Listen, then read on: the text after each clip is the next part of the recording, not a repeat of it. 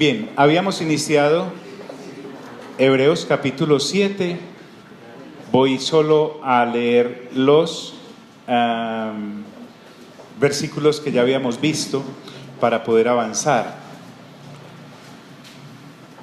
Porque este Melquisedec, rey de Salem, sacerdote del Dios Altísimo, que salió a recibir a Abraham, que volvía de la derrota de los reyes, y le bendijo, a quien asimismo dio Abraham los diezmos de todo. Aclaré desde el principio en este capítulo, aunque se usa este ejemplo, la vida del pasaje no son los diezmos. El acto acá está más bien observado desde este punto de vista. Este Melquisedec que le salió al encuentro a Abraham representa un orden sacerdotal diferente al de Aarón. Y lo que quiero resaltar es que el menor es bendecido por el mayor, y el menor es el que reconoce la grandeza del mayor. Cuando Abraham le entrega el diezmo de todo a Melquisedec, está reconociendo en él la grandeza del orden sacerdotal que representa. Yo ya le puedo hablar a usted en este léxico porque ya lo hablamos bien la vez pasada. Y Melquisedec reconoce también la grandeza que él representa al bendecir a Abraham. Entonces, si usted quiere hablar de diezmos y ofrendas, este pasaje, aunque los menciona, no es para eso. ¿Correcto? A quien asimismo dio Abraham los diezmos de todo, cuyo nombre, el de Melquisedec, significa primeramente rey de justicia y también rey de Salem, esto es, rey de paz, sin padre, sin madre, sin genealogía, el orden que representaba, ya lo vimos, que ni tiene principio de días ni fin de vida, sino hecho semejante al Hijo de ¿quién? De Dios. Por eso es que ese orden sacerdotal, que es el que el sumo sacerdote llamado Jesús va ahora a ponderar frente al de Aarón, que está siendo derogado, es eterno. ¿Por qué? Porque es Dios mismo el que lo ostenta. Si no hecho semejante al Hijo de Dios, permanece sacerdote para siempre. Recordemos que aquellos, cada vez que se morían, pues ya no eran sacerdotes, montaban otro. El Señor Jesús, que es inmortal y es eterno, permanece para siempre sacerdote según ese orden. El escritor a los Hebreos está sacando a los hermanos cristianos hebreos de hace 2000 años de la esclavitud de la leche y los está llevando a algo que él llama alimento sólido, en este caso la explicación del orden sacerdotal.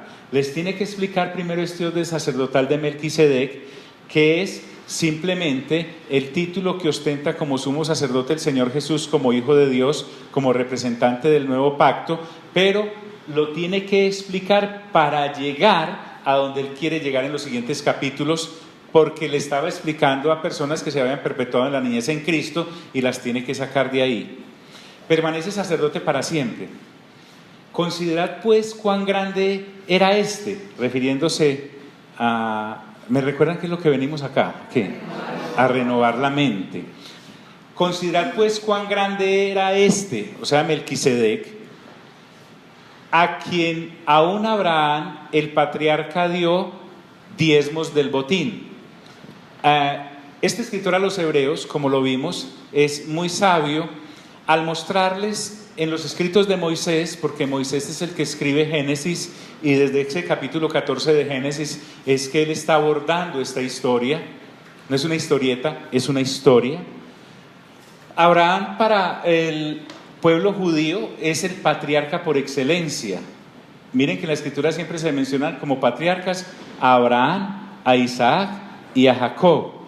Pero este patriarca, este es un título que se le da a Abraham, reconoce en Melquisedec la grandeza de aquel porque les dio los diezmos del botín de esa batalla en la que participó. No vamos a volver sobre eso. Él también ahora va a decir que como Abraham es el padre de Isaac, e Isaac es el padre de Jacob, y Jacob es el padre de los 12 hijos que conforman cada una de las tribus de Israel, entre ellos Leví. Y recuerden que los levitas, ya vimos eso también, llegaron a ser una tribu de donde salían los sacerdotes. Todo sacerdote es levita, pero no todo levita es sacerdote. A los levitas que no tenían derecho a tierras como los demás, en la repartición que después Josué les dio de la tierra de Canaán, se les dio el patrimonio de recibir los diezmos de los de las otras 11 tribus. Mientras que los levitas, después de recibir los diezmos de las otras 11 tribus, ellos diezmaban de ese diezmo y con eso contribuían al templo. Entonces, lo que ahora él va a mostrar es la grandeza del orden sacerdotal. El asunto de él no es el diezmo, sino porque se estaba reconociendo este acto de entrega. Y cuenta entonces que este patriarca Abraham, al ser el padre de Isaac, e Isaac el de Jacob, y Jacob el de los 12 hombres que llegaron a ser las 12 tribus, entre ellos Leví, cuando Abraham está dándole el diezmo a Melquisedec, en sus lomos, en su genética, en su descendencia, el mismo Leví, que después de unos años iban a ser de su descendencia, también estaba diezmándole al sacerdote Melquisedec en ese orden. Entonces es tremendo este escritor, porque lo que está diciendo es a un Leví que 400 y pico años después recibe la orden a través de Moisés por la ley de recibir los diezmos de sus hermanos, le tributa siendo orden sacerdotal de Aarón. El orden sacerdotal de Aarón le tributa al orden sacerdotal de Melquisedec. ¿Quién es el mayor entonces? Correcto, a eso se está refiriendo, porque él nos está demostrando que el Señor Jesús es superior en todo a todos los que envió como mayordomos en cada una de las instancias. Qué emocionante. A quien aún Abraham, el patriarca, dio los diezmos del botín. Ciertamente, los que de entre los hijos de Leví reciben el sacerdocio, recuerden que es un sacerdocio heredado, tienen mandamiento de tomar del pueblo los diezmos según la ley. En la ley dice, los levitas recibirán los diezmos. Es decir, ¿de quiénes reciben los diezmos? Pues de sus hermanos, aunque estos también hayan salido de los lomos de Abraham. Las 12 tribus salen de los lomos de Abraham, inclusive la de Leví, que es la que según la ley recibe los diezmos. Es decir, de sus hermanos, aunque estos también hayan salido de los lomos de Abraham. Pero aquel, ahora se está refiriendo a Melquisedec, pero aquel el que se encontró con Abraham, pero aquel cuya genealogía no es contada entre ellos, entre los levitas. Es más, Melquisedec no es hijo de Abraham, correcto, es ajeno al pueblo de Israel.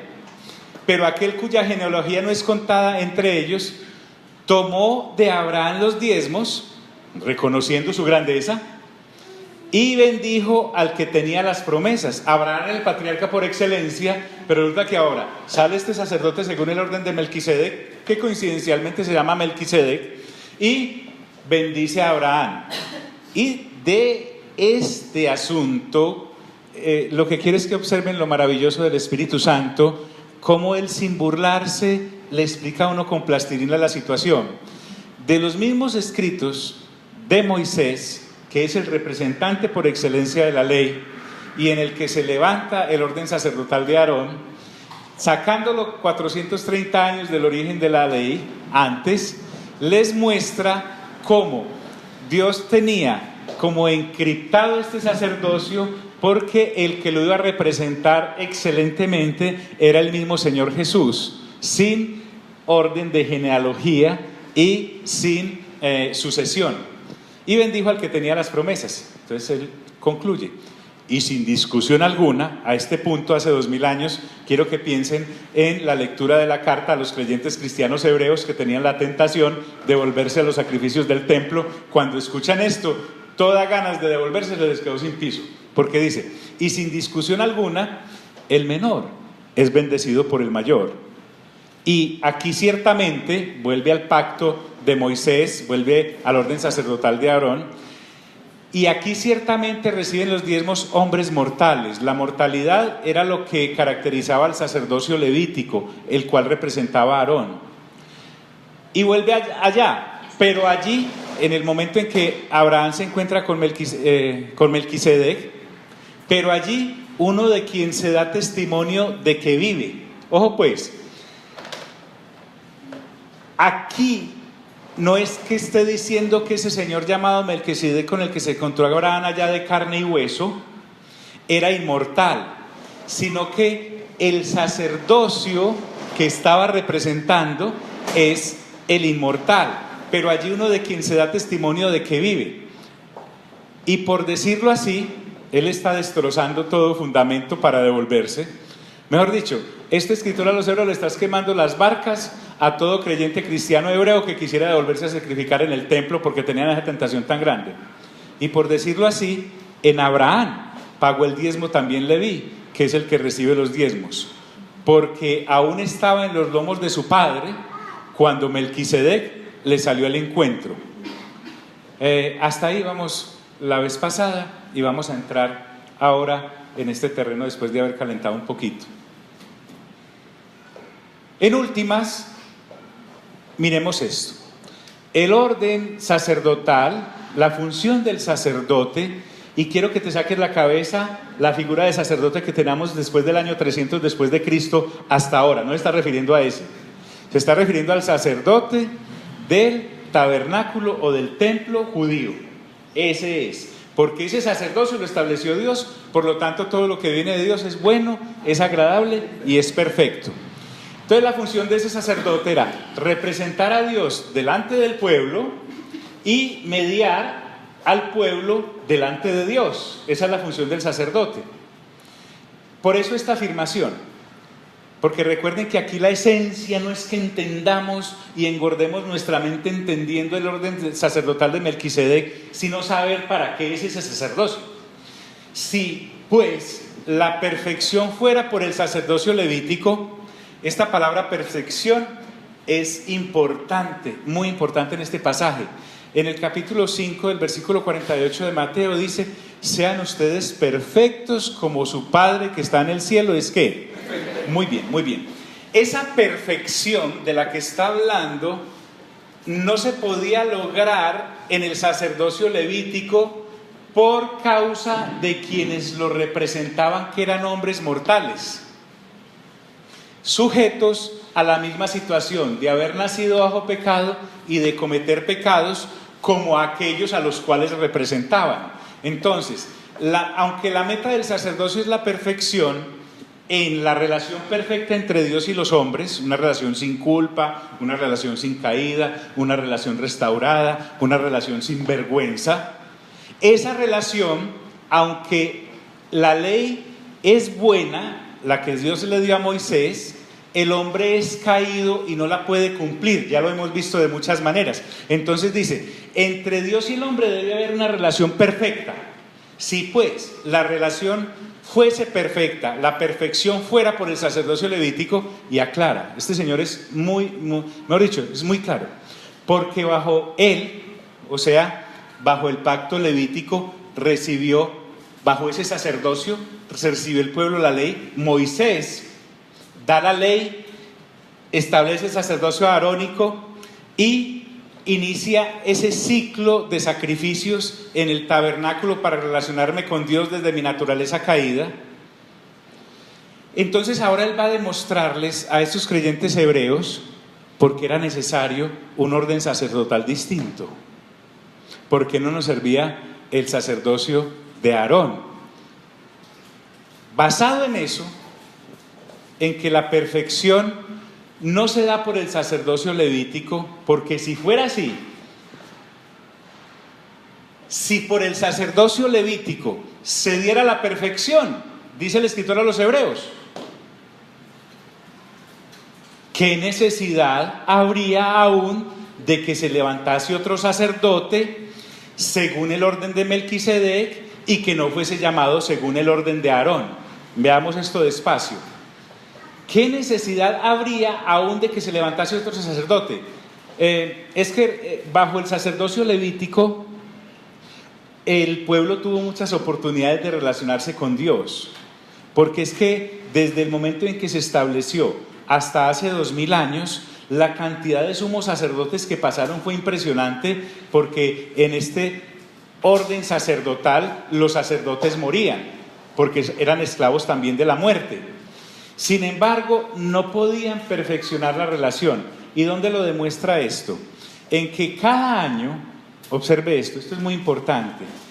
Nosotros como gentiles no necesitamos esta explicación para nosotros, pero ¿sabe para qué sí la necesitamos? Por si Dios nos da la oportunidad de compartirle de Cristo a algún judío.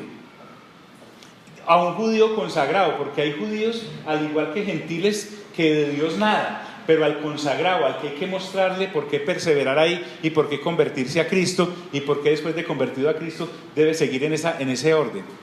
Entonces, como tanto sumo sacerdote hubo y morían, eso significaba que cada año, desde que se estableció el sacerdocio hasta hace 2000 años que vino el Señor, que es el sumo sacerdote por excelencia según el orden de Melquisedec, cada año, discúlpeme que sea tan incisivo en esto, tan constante, él iba a sacrificar por los pecados de él y por los del pueblo, a pedirle perdón a Dios por los que habían cometido y para recordarle los que habían cometido.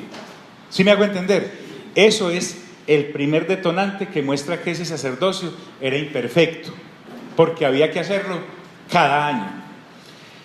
Entonces, ¿qué necesidad habría aún de que se levantase otro sacerdote según el orden de Melquisedec y que no fuese llamado según el orden de Aarón? Esto entonces nos muestra que este orden de Aarón jamás Dios pensó que fuera para hacer perfecto al hombre delante de Dios.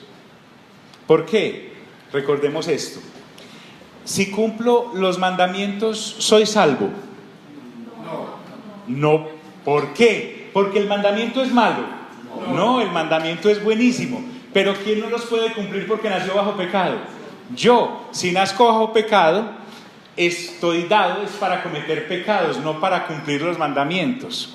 El asunto acá entonces es que la ley fue colocada para mostrarme lo pecador que soy por haber nacido bajo pecado, preparándome para el tiempo correcto en que Cristo llegara para mostrarme el pacto de la gracia y poder en él llegar a Dios.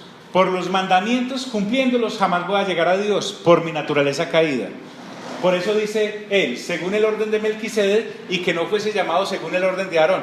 Entonces Dios necesita levantar otro sacerdocio que no sea según el sacerdocio de Aarón, porque el sacerdocio de Aarón no fue dado para hacer perfecta la relación entre el hombre caído y el Dios perfecto.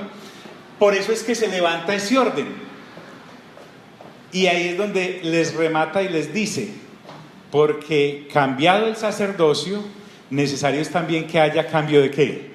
Ley. Miren, a nosotros pues, bien, qué bonito eso, pero para ellos era muy fuerte, porque el hebreo vivía aferrado a su templo, a su tabernáculo, a su orden de sacrificios, vivían en torno a eso. Es muy fuerte porque me están diciendo, ya no más Aarón, ahora es Melquisedec. O sea, ya al creer en Cristo Jesús, cambio de sacerdote. El escritor a los hebreos le responde, sí. Por eso no debes contemplar ni siquiera, creyente, judío, cristiano, volver a los sacrificios anteriores, porque estarías echando por la borda el sacrificio perfecto de Cristo para ti. Porque en primer lugar, el sacrificio de la cruz fue para ellos, para su propio pueblo. Entonces, porque cambiado el sacerdocio, necesario es también que haya cambio de ley. Y aquel de quien se dice esto, ya va a empezar a hablar del Señor Jesús como sumo sacerdote, es de otra ¿qué? De otra tribu, de la cual nadie sirvió al altar. Fuera de eso, de que hay cambio de sacerdocio, ya Leví, que es donde proceden los sacerdotes, y el orden levítico de Aarón, ya deja de ser la tribu para representar a Dios, y Dios coloca a su representante en otra tribu, en la tribu de Judá. Porque en esta clase de sacerdocio arónico, ¿quiénes eran los únicos que podían hacer los trámites del tabernáculo? ¿Los de la tribu de qué? Leví. Los de la tribu de Leví. Y no todos los de la tribu de Leví podían entrar al lugar santísimo, ni siquiera al santo, solo los sacerdotes, que era una de las familias de Leví, que venía de uno de los clanes de Leví. Recuerden que las tribus se dividían en clanes y los clanes en familias. La familia de Aarón es la sacerdotal. Los otros levitas, claro que sí, podían cargar las cortinas en los trasteos que hacían. Cuando se movía la nube, ellos tenían que mover todo, ¿cierto? Entonces, no era que, cogí ahí la olleta que puedas. No, eso era completamente organizado. Cada uno de los clanes y sus familias sabía qué utensilio coger, cómo doblarlo, cómo armarlo y llevarlo al siguiente lugar. En todo eso que es tan valioso para ellos, ahora el Señor, este escritor a los hebreos les dice: y aquel de quien se dice esto, o sea el sumo sacerdote según el orden de Melquisedec, es de otra tribu de la cual nadie sirvió al altar. Supóngase pues que alguien de la tribu de Dan viniera, o de la tribu de Neftalí, o de la misma tribu de Judá: vengo directamente al lugar santísimo. ¿Qué le hacían? No, es que no pasaba. Ahí lo mismo lo tostaban. ¿Por qué? Porque se sancionaba eso con muerte. Solo podía entrar el sumo sacerdote y una vez al año. Y aquel de quien se dice esto es de otra tribu de la cual nadie sirve al altar, porque manifiesto es que nuestro Señor, miren con la... recuerden, esto es muy importante. Este escritor a los hebreos no está convenciendo a los creyentes cristianos hebreos de hace 2000 años de que conocieran a Cristo. Ellos ya creían en Cristo. Debieran a permanecer en él. Y por eso dice, porque manifiesto es que nuestro Señor vino de la tribu de Judá, de la cual, de esa tribu, nada habló Moisés en cuanto al sacerdocio. Ahora, ¿por qué Moisés no habló nada de la tribu de Judá en cuanto al sacerdocio? Porque él solo podía hablar de la tribu de Leví en cuanto al sacerdocio, porque él fue levantado para colocar el orden sacerdotal de Aarón y establecer la ley que se le había dado en el monte Sinaí. No tenía nada que legislar sobre eso. Sin embargo, usted y yo podemos ver en Hebreos capítulo 11 que Moisés se sostuvo como viendo al invisible. Aunque él no legisló sobre eso, sí sabía qué era eso. Por eso usted a Moisés no lo ve defendiendo nada o apropiándose de algo como si él fuera el centro de la administración en el tabernáculo. Él siempre tuvo claro de que era un siervo. Lo que pasa es que al pasar de los años, los israelitas montaron la ley y el sacerdocio de Aarón a donde no era, y el orden sacrificial allí. Y ahí es donde los está bajando este escritor a los hebreos. Entonces, Moisés no habló nada de ese asunto porque Melquisedec y su orden sacerdotal no estaba en su área de influencia. Y esto es aún más manifiesto si a semejanza de Melquisedec se levanta un sacerdote distinto. Miren qué lindo esto. ¿Están aquí mis amigos? Resulta que cuando Melquisedec, que es sacerdote según el orden de Melquisedec, se encontró con Abraham, era un Melquisedec de carne y hueso. Bien, y se le apareció a Abraham fuera del pacto, no había sacerdocio arónico, etc. Sin embargo, se establece pues el orden de Aarón y empieza a funcionar la cosa. Todo va muy bien, digámoslo así, hasta hace 2000 años, que aparece un sacerdote distinto, ¿sí? A semejanza de aquel Melquisedec que venía según el orden de Melquisedec, se aparece otro hace 2000 años que es el Señor Jesús. Y esto es aún más manifiesto si a semejanza de Melquisedec se levanta un sacerdote distinto. ¿Por qué? Porque recuerden que la ley y Moisés no perfeccionan al hombre. Se necesitaba levantar un pacto nuevo y un orden sacerdotal nuevo que sí perfeccionara la relación del hombre con Dios. Y aquí es donde aparece el Salmo 110, verso 4. Les voy a leer el Salmo 110. Sé que es de más explicarlo, pero lo hago por aquellos que nos van a escuchar. ¿Fue escrito primero Salmos o Levítico? ¿Fue escrito primero Salmos o Génesis? Bien, ¿fue escrito primero Deuteronomio o Salmos?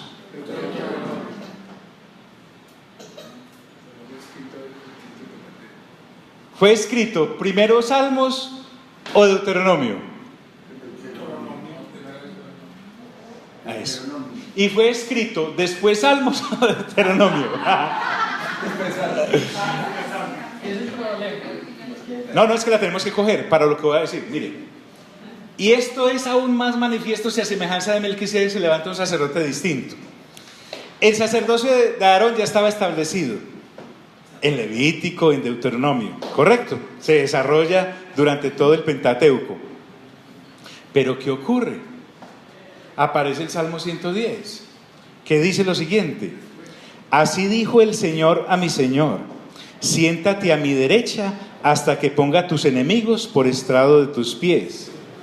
Que el Señor extienda desde Sión el poder de tu cetro. Domina tú en medio de tus enemigos. Tus tropas estarán dispuestas el día de la batalla. Ordenadas en santa majestad. De las entrañas de la aurora recibirás el rocío de tu juventud. Y aquí viene un solo versículo. El Señor ha jurado. Diga conmigo, jurado.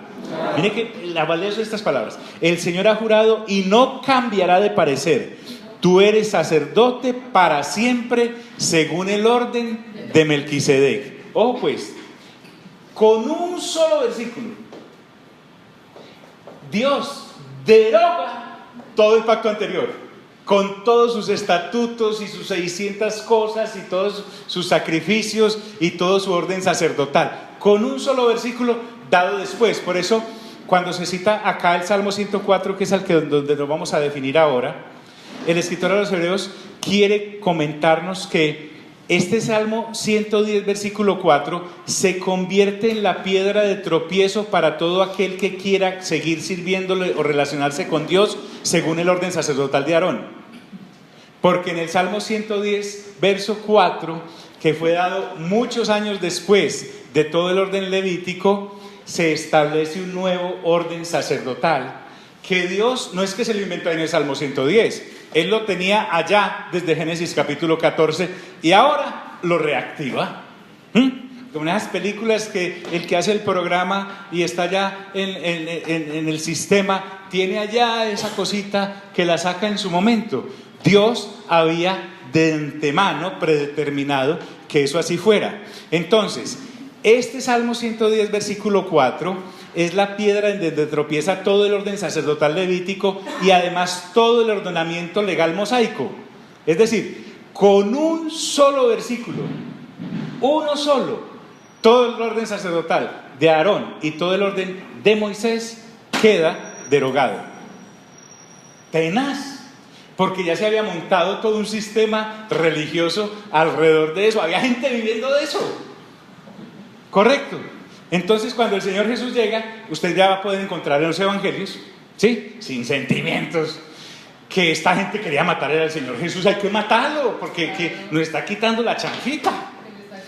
Entonces, es más o menos lo mismo, pero despeinado. Muy bien. Además, el orden sacerdotal de Aarón era, porque aquí estamos en la limpieza de Hebreos, esa parte emocional se la puse yo, era limitado y era mortal y no era perpetuo. Este orden de Melquisedec sí. Entonces vuelvo a leer, y esto es aún más manifiesto si a semejanza de Melquisedec se levanta un sacerdote distinto, no constituido conforme a la ley del mandamiento acerca de la descendencia. Recuerden que el sacerdocio levítico se fundamentaba y se basaba en el orden genealógico. Pastor, ¿usted por qué repite tanto? Porque si el escritor a los Hebreos considera que eso es así, así debe ser. En cambio, el de Melquisedec no se basa esto es importante volverlo a aclarar. El orden de Melquisedec como sacerdotal no es porque ese señor de allá de Génesis 14 se llamaba Melquisedec. No. Ese Melquisedec representa el orden sacerdotal, nuevo, inmutable y perpetuo, correcto, no a él representa ese orden. Por lo tanto, cuando Melquisedec se menciona como orden sacerdotal, no lo hace en honor a ese señor que era mortal, sino que ese mortal fue tomado en ese momento para representar ese orden, pero no era él, porque jamás Dios pondría el eje de su... Es como el error que se comete, no sé si a propósito, cuando en el Evangelio Pedro está hablando con el Señor Jesús y él le dice: tú eres el Cristo, el Hijo del Dios viviente. Y el Señor Jesús le dice a Pedro: Pedro, eso no te lo ha revelado ni carne ni sangre, ¿sí? Sobre esta roca, asimismo yo te digo, tú eres Pedro, y sobre esta roca edificaré mi ¿qué? Mi iglesia. Lo que realmente está diciendo el Señor Jesús es: sobre esta declaración de que yo soy el Hijo del Dios viviente, es que voy a edificar mi iglesia, no sobre Pedro, ¿correcto? De la misma forma acá, el orden sacerdotal de Melquisedec no está siendo establecido sobre ese hombre Melquisedec, sino que el orden sacerdotal de Melquisedec, ese orden nuevo, ese orden diferente, es establecido sobre Dios mismo. Algo así como lo que acabo de decir de sobre esta roca edificaré mi iglesia. Entonces, ese sacerdocio no está constituido conforme a la ley del mandamiento acerca de la descendencia. Y aquí viene algo extraordinario: sino según el poder de una vida indestructible. Melquisedec, ojo pues, ese señor allá llamado Melquisedec no es un tipo de Cristo Jesús. Quiero aclararle esto de una vez. A veces uno, cuando lee allá Génesis y ve eso que le da pan y vino y lo bendice, uno quiere creer que ese señor, ¡ay!, se apareció el Señor Jesús ahí en el Antiguo Testamento. ¿O no lo ha pensado alguna vez? Bueno, lo irá a pensar. Entonces, lo que está siendo Melquisedec, ese señor de allá, es un tipo del sacerdocio, no de Cristo, porque Cristo es uno solo. ¿Correcto? Es un representante del sacerdocio, no es Cristo. Entonces, sino según el poder de una vida indestructible, pues se da testimonio de él. Y ahí volvemos al Salmo 110, versículo 4. Y yo quiero que con este salmo usted se defienda el resto de la existencia, solo con ese versículo, porque mire cómo lo desglosa el hombre. Pues se da testimonio de él: tú eres sacerdote para siempre, según el orden de ¿quién? ¿Dónde está la fuerza de ese pasaje? ¿En quién? En el orden. ¿En quién? En el tú. Mire que el asunto es que Dios, en Génesis, ¿cierto? 14, y ahora, después del orden levítico y sacerdotal de Aarón, en el Salmo 110, verso 4, levanta la mano Dios y dice, jurándole a Cristo, ¿sí? Pues se da testimonio de él: tú eres sacerdote para siempre, según el orden de ¿quién? De Melquisedec. Recuerda el orden sacerdotal de allá de Génesis 14, pero se lo dice a un tú. Tenemos que mirar quién es este tú. Él le tiene que explicar hace 2000 años, como escritor a los hebreos que tenían los salmos, ellos custodiaban los salmos, pero jamás le habían parado bolas a este tú. Entonces el escritor a los hebreos les dice: acá la persona importante es el tú, y ese tú es el Cristo, porque el Cristo es el que es indestructible, no Melquisedec humano que estaba allá. Es más, no se está refiriendo ni siquiera a Melquisedec como persona, sino al orden sacerdotal que representa. Entonces lo que está diciendo allá el Salmo 110 es que el Cristo es el que trae el sacerdocio y representa el orden de Melquisedec, y va a ser a través de un rey que es diferente a Aarón, porque este es eterno. Entonces cuando le dice para siempre, realmente está diciendo: tu sacerdocio no será como el de Aarón, que se vence cada vez que el sacerdote muere y hay que poner otro. Tú, que eres inmortal, vas a ser sacerdote para siempre en el nuevo orden del nuevo pacto, y va a ser según el orden de Melquisedec, que es eterno el orden, y no según el orden de Aarón, que es temporal. ¿Correcto? Entonces dice, el lenguaje es más bien de abogados. Queda pues abrogado el mandamiento anterior, la ley de Moisés y el orden sacerdotal de Aarón, a causa de su debilidad e ineficacia. La debilidad y la ineficacia es porque descansaba sobre hombres mortales, que eran carnales, imperfectos, y que venían según un orden genealógico. Y aclara, esto es importantísimo: nada perfeccionó la ley. No es que la ley no fuera perfecta, sino que no hacía perfecto al destinatario. ¿Me hago entender ahí? La ley es perfecta, pero no hace perfecto al destinatario. No hace perfecto ni al hombre.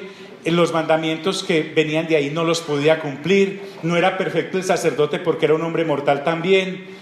Además, como... Sí. Esta versión dice: por su parte, una parte de la ley pastor, tenemos que aprovechar esa voz suya. Por una parte, la ley anterior queda anulada por ser inútil e ineficaz, ya que no perfeccionó nada, y por la otra se introduce una esperanza mejor mediante la cual nos acercamos a Dios. Entonces, el escritor a los Hebreos aclara que la ley de Moisés y el orden sacerdotal de Aarón no perfeccionaron nada. No porque la ley fuera imperfecta, porque la dio Dios. Y todo lo de Dios es bueno, es agradable y es perfecto. Sino por los destinatarios. Además, como si fuera poco, Dios jamás dio la ley para que el hombre fuera perfecto, la ley de Moisés, ni el orden arónico para que presentaran sacrificios y pudieran tener una relación perfecta con él, sino precisamente para que se dieran cuenta que no eran perfectos. Para eso se estableció. La ley no fue dada para salvar a los hombres. Entonces,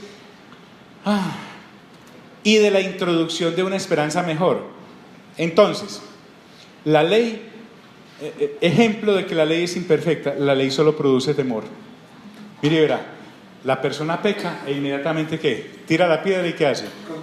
¿Por qué? Hay un temor. Yo siempre estoy mirando el no matarás, no tal cosa, no tal otra. Ay, qué miedo. Dice, como aquella mujer que fue sorprendida en adulterio, estaba toteada del miedo porque le iban a matar. La ley produce miedo y produce temor en el hombre caído, claro, lo está señalando. Entonces necesita una esperanza mejor. Y esa esperanza tiene que ser mejor para que podamos hacer esto. Miren qué tan lindo esto. Por la cual nos acerquemos o nos acercamos a Dios. Que yo me pueda acercar a Dios sin temor. En la ley de Moisés y en el sacerdocio de Aarón, fíjese y verá, el mismo sumo sacerdote cada año entraba, le colocaban una cuerdita en el tobillo, porque si se moría ya o hacía alguna cosa mala, había que sacarlo ¿qué? Muerto. A Aarón y todos sus descendientes cada vez que entraban allá, entraban pálidos. Se ponían pues en paz con todo el mundo. Ellos no saben qué temor tan grande. Y entre más rápido salga de ahí, menos mal es cada año. ¿Cierto? Por lo cual nos acercamos a... Ahora, en Cristo sí se da esta esperanza. Porque está basada en Dios mismo, porque recuerden que Cristo Jesús es el Hijo de Dios, que es Dios. El Señor Jesús es Dios. Pero aquí viene algo interesante, que a Aarón jamás se le dio ni se le dijo. Esa ley que se le dio a Aarón fue hecha sin esto. Dios jamás le juró a Aarón. Es más, jamás le juró a Moisés. Sin embargo, en el Salmo 110, versículo 4, sí hay un juramento, porque miren lo que dice el versículo. El Señor ha jurado y no cambiará de parecer. Cuando Dios no le juró a Aarón como sacerdote y a su descendencia, lo estableció, pero no le juró que no iba a cambiar. En el Salmo 110:4, al establecer el sacerdote nuevo según el orden de Melquisedec, sí le jura y le dice que ya no habrá más cambios. No se lo podía hacer a Aarón porque Aarón era mortal y vendido al pecado, pero sí se lo puede hacer al Cristo, al Hijo, porque es Dios, es perfecto y en él no hay ninguna clase de pecado. Entonces, y esto no fue hecho sin juramento. Entonces, así, ahora, Dios le juró a Abraham cuando hizo el pacto con él acerca de su descendencia, pero no por Abraham, sino por la descendencia que iba a tener. De la misma forma, ahora le jura a Cristo en el Salmo 110, pero jamás le juró a Aarón. Y explica el por qué. Porque los otros, ciertamente sin juramento, fueron hechos sacerdotes. A Moisés Dios no le juró, a Leví Dios no le juró, a Aarón Dios no le juró. Aún a Melquisedec, el mortal allá de Génesis 14, no le juró. Viene ahora y le jura a este otro sacerdote levantado según el orden de Melquisedec. A ese sí le jura, porque es el Cristo. Quiero saber si me está haciendo entender. Por favor, si no, vuelva a comenzar, porque esto es muy importante. Cuando vuelve al Salmo 110, verso 4, dice: pero con el juramento del que le dijo. O sea, el padre llega y dice: no, es que sí le juro, porque es mi hijo, es Dios, soy yo, es de mi naturaleza, a sí le juro.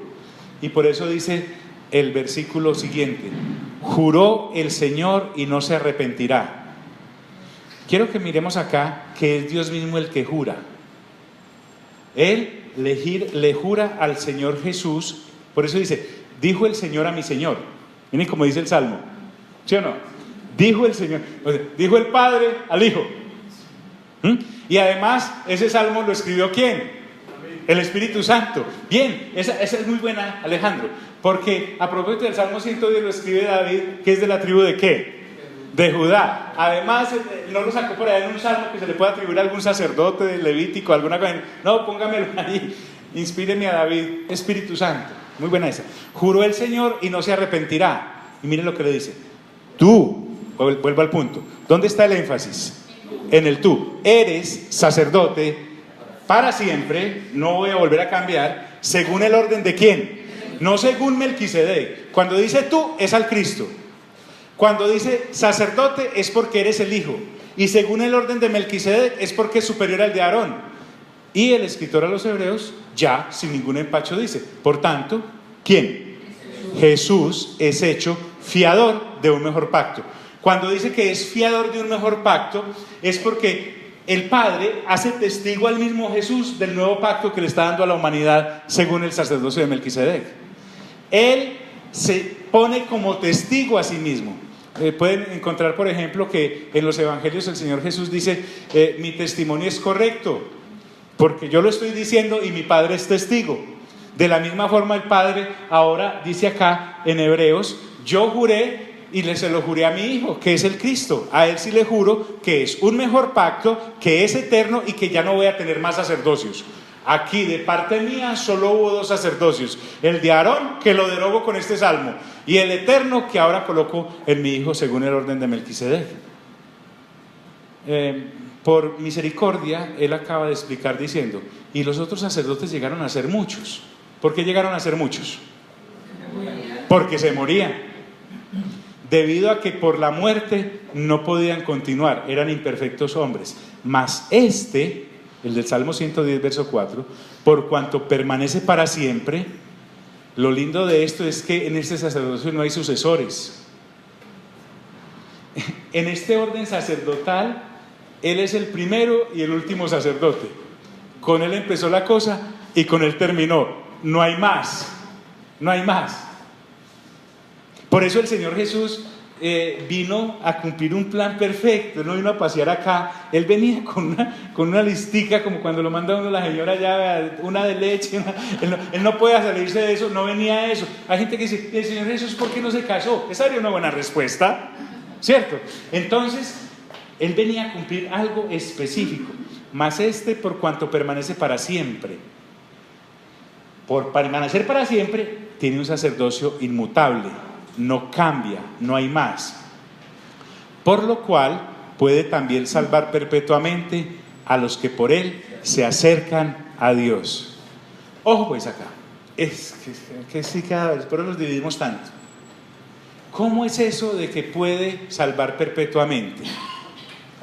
Es que como Él no muere, como Él vive para siempre, puede salvar siempre.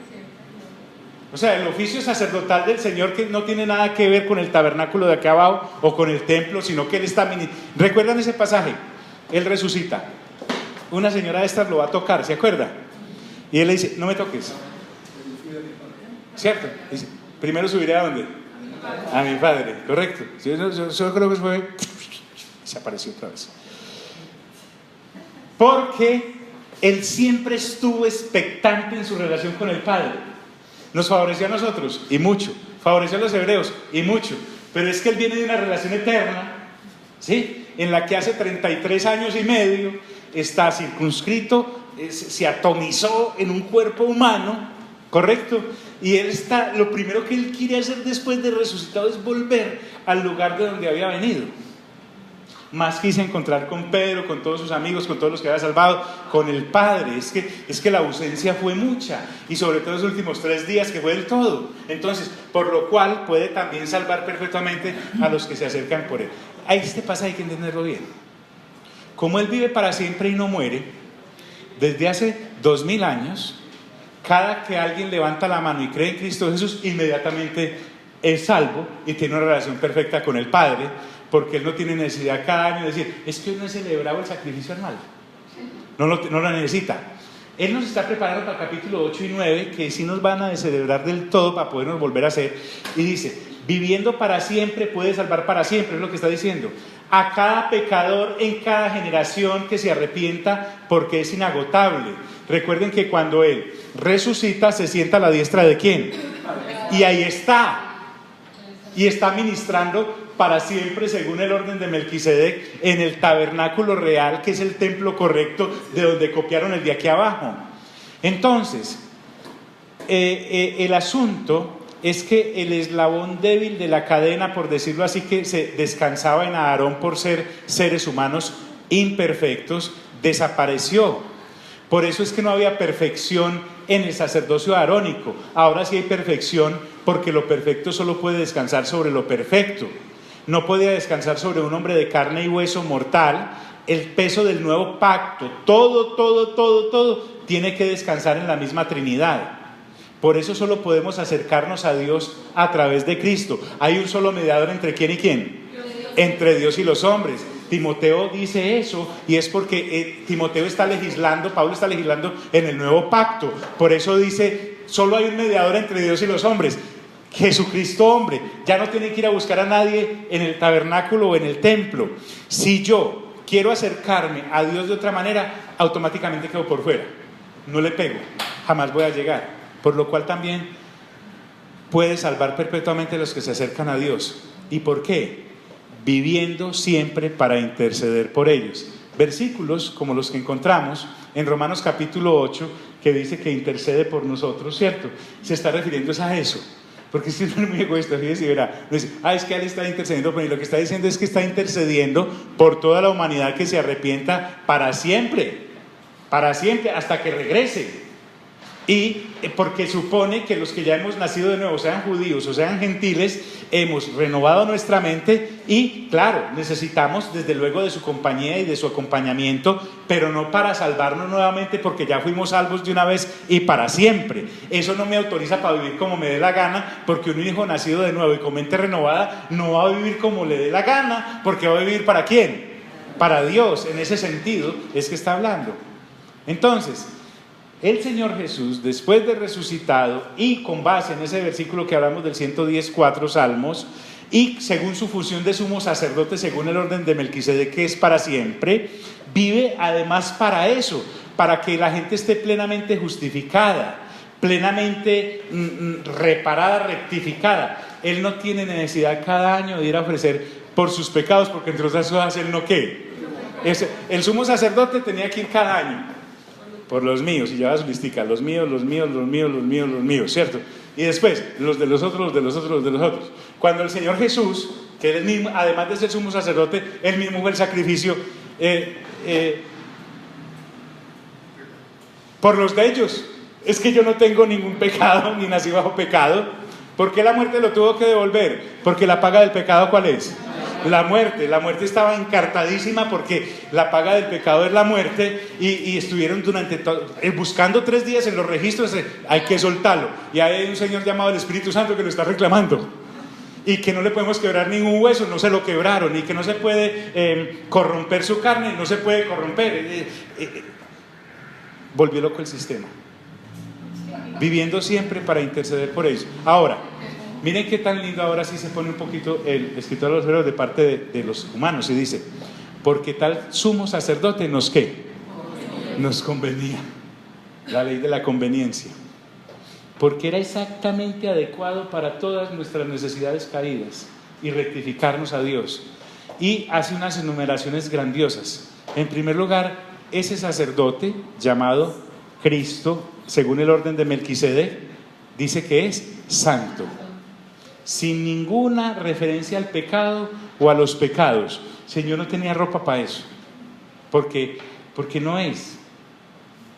Además, inocente. Nadie pudo decir, ni en el cielo, ni en la tierra, ni debajo de la tierra, ni hombres, ni ángeles perfectos o caídos, lo acusamos de tal cosa, porque era perfectamente inocente. El Cordero perfecto. He ahí el Cordero. ¿Recuerdan? Los judíos tenían una celebración, y era que sacrificaban un cordero en las Pascuas. ¿Por qué? porque tenía que ser un cordero, no podía ser un cordero cojito o sin visión o enfermo, tenía que ser perfecto, inocente, sin reparo, además sin mancha. No tenía mancha ni en su comportamiento externo ni en el interno. No era como le veíamos en Santiago, que en nuestra mente uno está fregado en la mente. Se halla pensando el ser humano unas cosas que menos mal no salen a la luz. El Señor Jesús no, ni un solo mal pensamiento, ni un solo mal sentimiento, sin mancha, apartado de los pecadores, nunca estuvo cerca ni un tris, ni un milímetro, ni una milésima de milímetro en cuanto a caer, porque la tentación a él no lo podía tentar. Cuando dice fue tentado, no está refiriéndose a esta situación de naturaleza caída. Recuerde que las tentaciones que Satanás le colocó en Lucas 4 y en Mateo 4 es: si eres el Hijo de Dios. Además, otra característica de él es que es hecho más sublime que los cielos. El sacerdocio levítico, los que eran sacerdotes según ese orden, 8 días antes empezaban a purificarse antes de entrar allá, cada año. Mientras que Jesús es puro desde la eternidad de allá hasta la eternidad de allá. Él no tuvo que hacer como: voy a hacer un retiro espiritual para quitarme alguna mancha. No, enterito pasó. Y remata diciendo que no tiene necesidad cada día como aquellos sumos sacerdotes. Aquí es donde viene lo extraordinario. Por eso es que el escritor a los Hebreos llama esto alimento sólido. ¿Correcto? Cuando él les dice: sálganse de las 6 bases o fundamentos de la doctrina de Cristo y avancen, es que les tengo que decir algo extraordinario. La purificación de aquellos sumos sacerdotes humanos según el orden de Aarón eran 8 días en que entraba casi que había que lavarlo hasta con límpido, además de la diaria, porque no era que pudieran entrar de cualquier forma ya. Pero el Señor no tuvo necesidad de nada de eso, que no tiene necesidad cada día como aquellos sumos sacerdotes de ofrecer primero sacrificios por sus propios pecados, porque continuamente pecaban, no podían escapar a nuestra naturaleza, y luego por los del pueblo, porque también habían nacido bajo pecado y no podían escapar a su naturaleza. Y aquí viene por qué nos conviene, porque esto lo hizo una vez. ¿Y para qué? Se ofreció por los pecados del pueblo. Recuerde que le está hablando de israelitas, ya que por los de él no era. ¿Y usted qué debe? Nada. ¿Por qué? Porque no es mi naturaleza. Y esa es la naturaleza que a nosotros nos ha sido imputada. Y ahí es donde se cae toda lucha tonta que por falta de renovación de entendimiento mantenemos con que todo hombre peca. Me mantengo entre la carne y el espíritu. Cuando uno entiende esto, ya nuestro problema no es no saber. Nuestro asunto es conformarnos ahora a lo que nos ha sido revelado. Una vez revelado, el Señor Jesús dice: tengo es allá compañeros en el mismo asunto, no para estarlo limpiando acá cada vez que se ensucian. Básicamente eso es, porque esto lo hizo una vez y para siempre. Y saben, yo quiero dejar ahí porque amerita que tengamos un tercer asunto sobre este mismo capítulo antes de entrar en el otro. Así que solo voy a leer la próxima semana los 2 versículos que nos faltan, pero vamos a enfatizar un poco sobre lo que ya hablamos, porque esto se necesita leer y ver muchas veces. Yo les animaría a que leamos harto Hebreos, harto.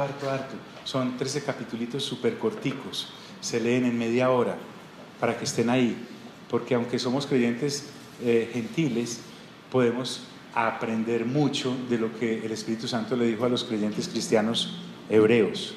Son cosas maravillosas, aunque es para ellos, es aplicable como toda la Escritura también para nosotros, ¿ok? Padre, gracias por este tiempo en que hemos podido compartir, estar juntos. Te damos toda la honra y toda la gloria. En el nombre de Cristo Jesús. Amén, amén y amén. Dios nos bendiga a todos.